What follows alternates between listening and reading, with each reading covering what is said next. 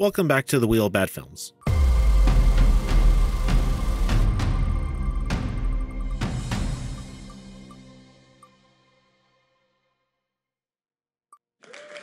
Centipede. What the hell's this? No, not the human centipede. Okay, this is Centipede. Centipede with an exclamation point. That is the difference. Oh, what the hell is this? Okay, 8% on Rotten Tomatoes. Great start. Cave explorers fight for their lives after becoming trapped with a horde of giant Voracious? Is that Voracious? Voracious? Who's this director? Gregory Grias. His line of work is amazing. People also looked for Megaconda, Mongolian Deathworm, Arachnia, and Mega Piranha. Oh, those all sound pretty good if you ask me. There's a kill count for this film. Not, the official kill count, but a kill count. Don't see many videos on this. So, you know what? I'll claim it. This is the first video you are watching on Centipede 2004.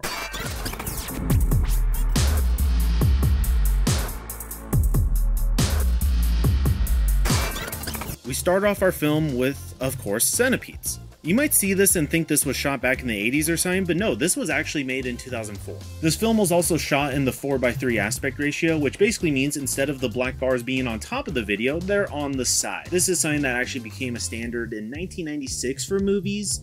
16:9, not 4:3. So most films by this time actually were shooting 16:9, but this film didn't for some reason. I can't tell you why. There's no behind the scenes on this film. I did actually find one video on this where this guy gave a review some time ago, and I gotta tell you, it's an interesting video. It's one of the best movies out there. That, though, I can't agree with. We meet two victims who are looking for a dig site, talking about caves in a very sexual way. Those caves go down pretty deep, you know. Oh yeah? Very deep? I like that. And now they're magically in the cave. The girl finds samples that prove that this is a cave, and the guy gets lost. Ravi? I didn't accidentally add a horn sound effect to this film. That's in the film. Ravi? She searches for him, but turns out he was messing with her. They decide to continue their cave talk when this happens.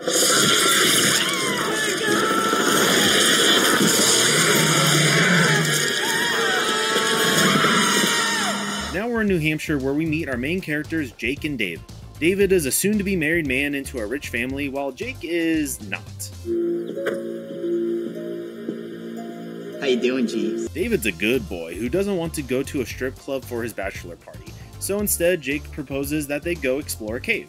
Not really what I would have in mind as my second option for a bachelor party, but David doesn't push back. Hell yeah, let's do it!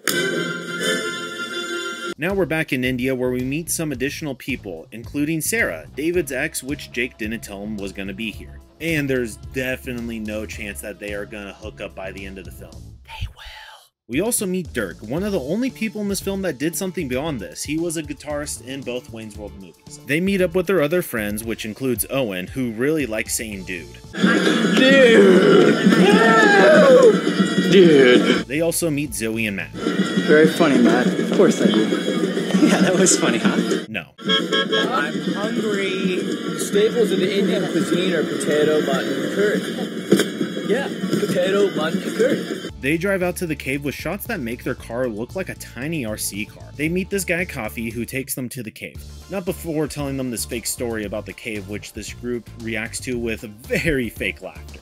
Oh, God. Okay. I believe that. Well, you would. We also learn that Owen hates bugs. You hear that? Y'all suck. Matt also brought tracker devices so that they won't lose each other. Which means we can now go to the cave, but not before a montage of them slowly hiking up a hill. If you like montages, this is your film. They reach a point where they can descend into the cave, so David goes first, as we see the ceiling of the cave looks pretty damn fake.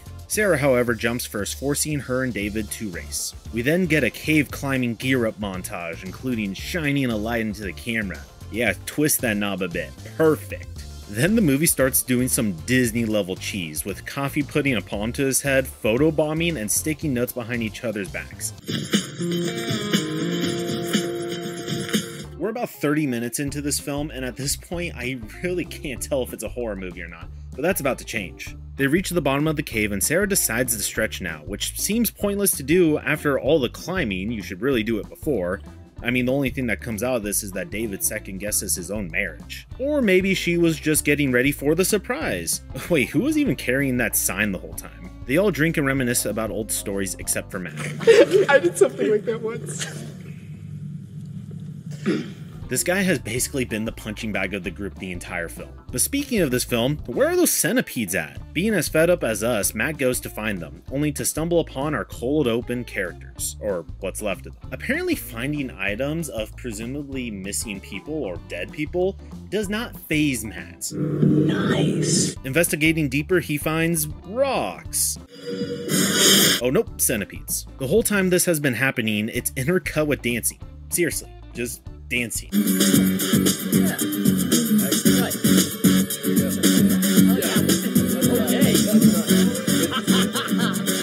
David, though, is the only one who hears something going on. What is it, David?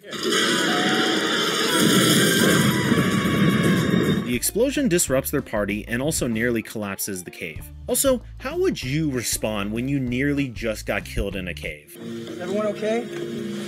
Not really. Not really. Their way out is now blocked and now they need to find an alternate route, which might take some— oh wait, nope, they found it right away. Not before realizing someone is missing. Who's missing? Matt! Matt! Matthew! Hey, Matt! Matt! Matt! Matt, where are you? What? Matt! Matt! Matt! Matt! Where are you, man? Matt! Matthew! David finds the tracker from earlier, which seems completely useless because it doesn't tell you how far people are or what depth they're at or really anything. It's just a flashing dot. They do find Matt, however, dead, though covered in bite marks, which Zoe thinks was done by the rocks? Freaking rocks bit him, dude. Okay, stalactites or something. So they decide to leave. Owen finds a device and gives us some exposition. No, what's weird is that there's these references to 5-hydroxytryptamine and cytolacin. He explains how there is a ton of insect poison, which means— Yeah. Bugs. Sarah climbs down this hole and her rope breaks, leaving her to freestyle down while making some very questionable noises. Meanwhile, the police show up to save our group and, you know, pad the runtime. The group finds an open area and splits up to find an exit. Sarah finds one while making more noises. So we are now about halfway through the film. What do you think so far, Zoe? This really sucks. Well, how about some Centibabies? Ancuffy smashes one of their heads? How about that, Zoe? This really sucks. Well, how about you die in a, weird way?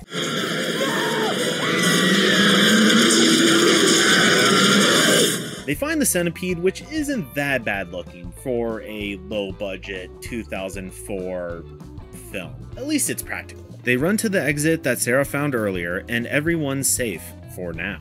On the surface, the police decide to check radio frequencies to see if they can reach out to our group underground. And this actually works, as the group can hear a radio. But wait, where's that coming from? Oh, you think it's gone?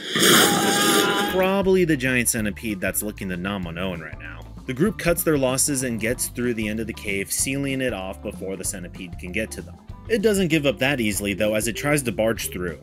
Everyone leaves as Dirk stays back to fight, severing the centipede, which just doubles their problems. Now, my degree in Google has taught me that this is not how centipedes work.